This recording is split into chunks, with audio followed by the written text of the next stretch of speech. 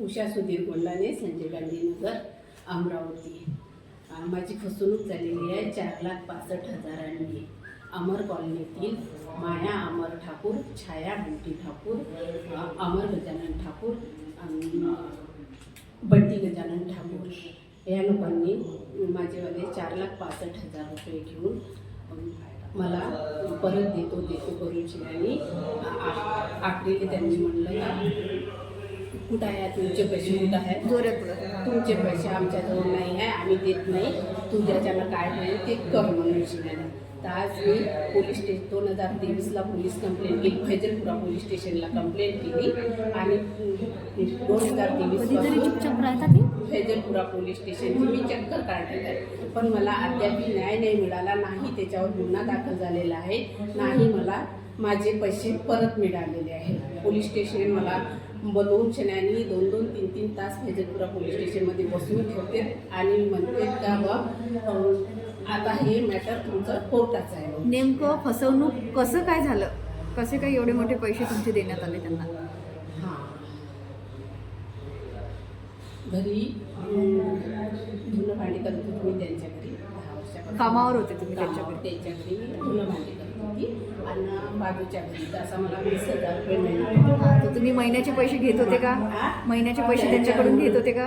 हो, त्यांच्याजवळचे महिन्याचे पैसे आणि बाकीच्या घराचे जे महिन्याचे पैसे आहेत अशी मी दुसरीकडे BC जमा करत होते आणि ती दुसरीकडची BC 50,000, 60,000 असे झाले की मी त्यांच्याजवळ देत होती. काहून का ते माय बाप, बाई, भाऊ, बहीण सगळं तेच होते मायावाले, सगळ्या रक्ताच्या नात्याच्या पलीकडे ते नातेवाईक होते. त्यांनीच फसवणूक केली? हा, त्यांनी फसवणूक केली.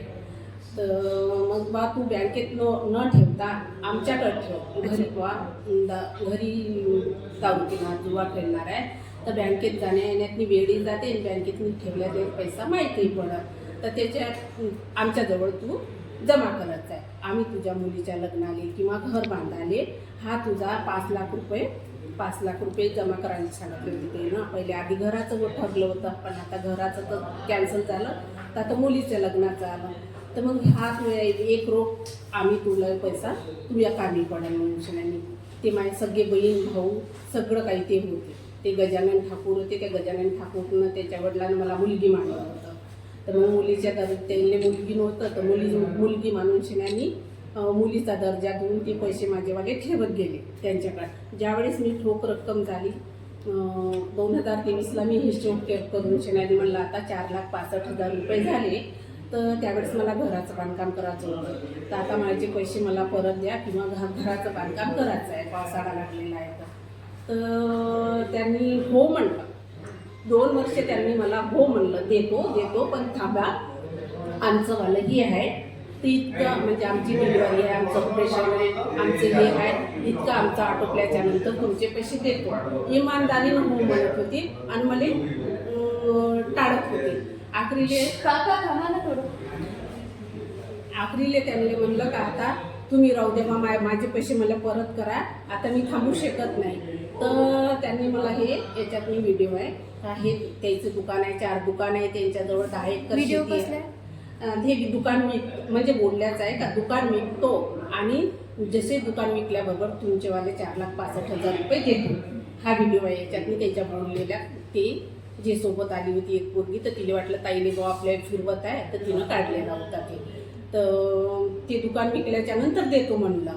तर मी म्हणलं आता दुकान कधी तुमचं जाईल, मला पैशाची आवश्यकता आहे आणि मी इतक्या वेळी कशी थांबू.